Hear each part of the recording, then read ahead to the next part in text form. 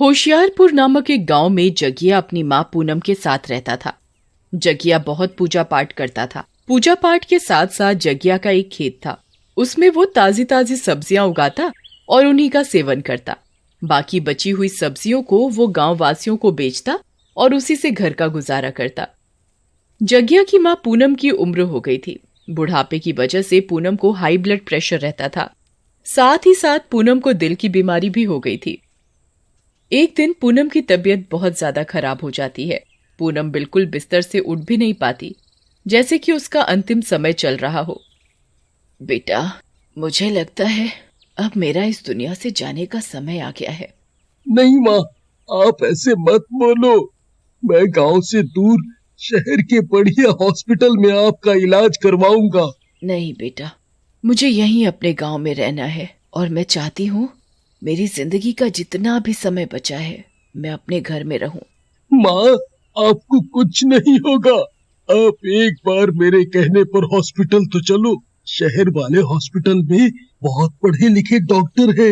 ये आपकी बीमारी का इलाज जरूर करेंगे और बहुत अच्छा करेंगे। पूनम अपनी जिद पर अड़ जाती है और हॉस्पिटल जाने के लिए साफ इनकार कर देती है। बेटा, बस मैं ये चाहती हूँ कि मेरे मरने के बाद तुम पूजा पाठ में और ज्यादा ध्यान लगाओ। तुम मुझे गांव के शमशान घाट में जलाओगे ना? जो शमशान घाट के सामने मंदिर है ना, मैं चाहती हूँ तुम उस मंदिर में पुजारी बनकर गांव वासियों की सेवा करो और भगवान की सेवा करो। मैं सामने से तुम्हें देख पाऊंगी। ठीक है माँ। जगिया अपनी माँ की बात मान लेता है।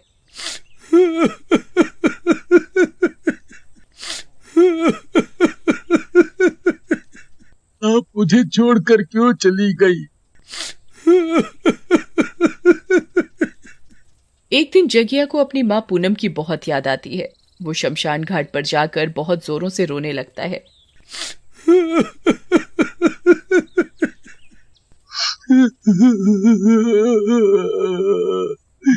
माँ, आप मुझे छोड़कर क्यों चली गई?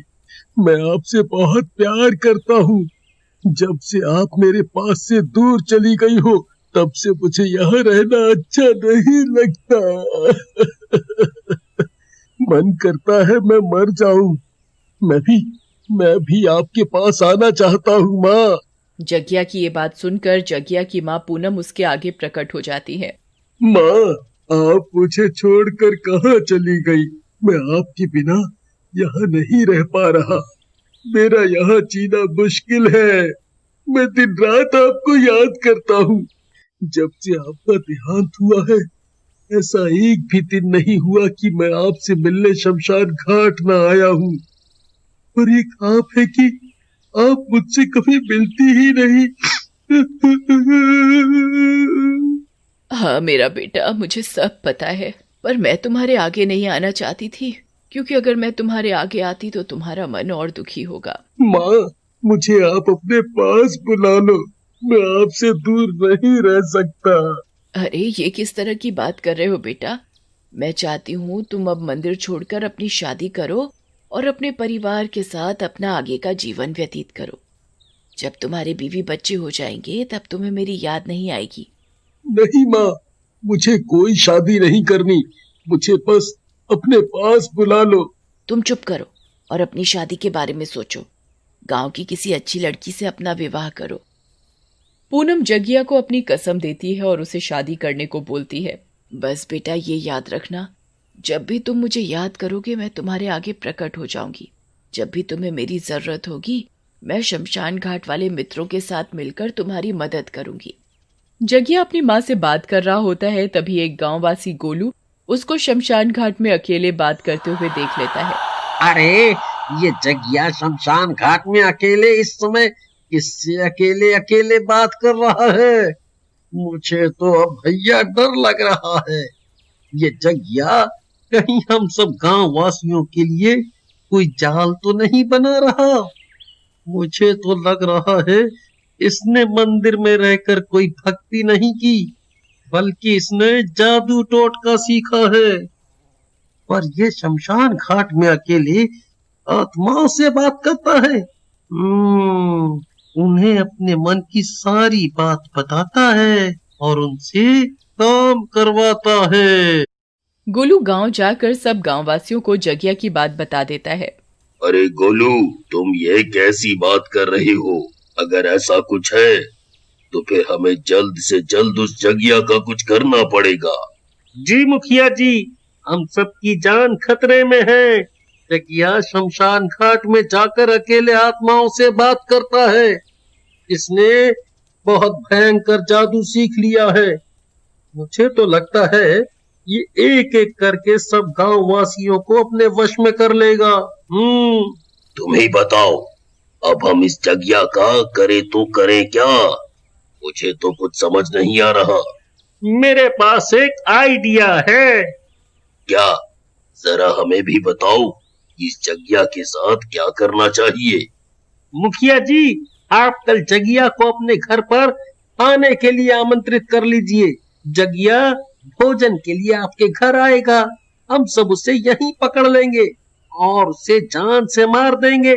इसी में हम सबकी भलाई है। अरे गोलू, तुमने क्या मस्त आइडिया दिया है। हमें अब यही करना पड़ेगा और जगिया को बहाने से यहाँ बुलाना पड़ेगा। जी मुखिया जी, जगिया आपको गांव के मुखिया होने के नाते मना भी नहीं करेगा। अगली सुबह गांव का मुखिया शमशान घाट के सामने वाले मंदिर में जगिया को भोजन करने के लिए आमंत्रित करने के लिए जाता है, पर वो देखता है कि मंदिर में कोई नहीं है। अरे, ये जगिया किधर गया? हम सब ने कल मिलकर इतनी मुश्किल से प्लान बनाया है इस जगिया का खात्मा करने का, और ये जगिया है ही नहीं इधर। ऐसे तो हमारा प्लान चौपट हो जाएगा। अब मैं क्या करूं? तभी गांव के मुखिया को दिमाग में आता है कि कहीं जगिया शमशान घाट में जादू टोटका तो नहीं कर रहा। वो कुछ कदम आगे बढ़कर शमशान घाट की तरफ जाता है और वो जगिया को उधर ही पाता है। गोलू बिल्कुल ठीक ही कह रहा था। हमें अब जल्द से जल्द इसका कुछ करना ही पड़ेगा। मुखिया जी प्रणाम। जी बताइए, आप यहाँ कैसे? अरे जगिया, मैं तो तुम्हें देखते देखते ही यहाँ तक आ गया। मैं मंदिर गया था। मैंने वहां देखा कि तुम उधर नहीं हो। फिर किसी गांव वासी ने मुझे बताया तुम इधर हो, तो मैं इधर आ गया। बस मुखिया जी, मैं क्या बताऊं, जब से माँ का देहांत हुआ है मेरा मन नहीं लगता। मैं अक्सर यहाँ आ जाया करता हूँ, ये सोच करके कि मेरी माँ यहीं कहीं है, मेरे पास। तुम परेशान मत हो जगिया, हमारे घर आज रात में भोजन है और मैं यहाँ तुम्हें भोजन के लिए आमंत्रित करने ही आया हूँ। तुम आज रात 7 बजे हमारे घर खाने पर जरूर आना। जी मुखिया जी, मैं जरूर आऊंगा। जगिया मुखिया के बताए अनुसार उसके घर खाने पर पहुंच जाता है। जगिया वहां देखता है कि उधर सारे गांववासी एकदम से जगिया को पकड़ लेते हैं। अरे अरे अरे, ये तुम सब मेरे साथ क्या कर रहे हो? मुखिया जी, आपने तो मुझे खाने पर आमंत्रित किया था, फिर आप ये मुझसे दुर्व्यवहार क्यों कर रहे हो? जगिया, तुझे तो हम बताते हैं। तू शमशान घाट में रोज बैठता है और सारी आत्माओं को बुलाकर गांव का खात्मा करना चाहता है। अरे, ये तुम्हें किसने कहा? ऐसा तो कुछ नहीं है। मैंने तो कभी भी गांव का बुरा नहीं चाहा। गांववासी पकड़कर जगिया को मारने लग जाते हैं और उसे जलाने लगते हैं। अरे अरे, मुझे माफ कर दो, मैंने किसी का कुछ नुकसान नहीं किया। गांववासी जगिया को जला ही रहे होते हैं कि तभी जगिया बहुत जोरों से रोने लगता है और अपनी माँ को याद करने लगता है। जगिया की माँ शमशान घाट की सारी आत्माओं को लेकर मुखिया के घर पहुँच जाती है। गांववासी सब भूत प्रेतों को देखकर बहुत डर जाते हैं। तुम्हें क्या लगा था मुखिया, तुम मेरे बेटे को इतनी आसानी से जिंदा मार दोगे? मेरे बेटे पर मेरा साया है, तुम चाहकर भी इसका कुछ नहीं बिगाड़ सकते। तभी पूनम जगिया को उन गांववासियों से बचा तो लेती है और सब गांववासियों को श्राप दे देती है कि इस गांव में आज के बाद कोई भोजन का निमंत्रण नहीं होगा।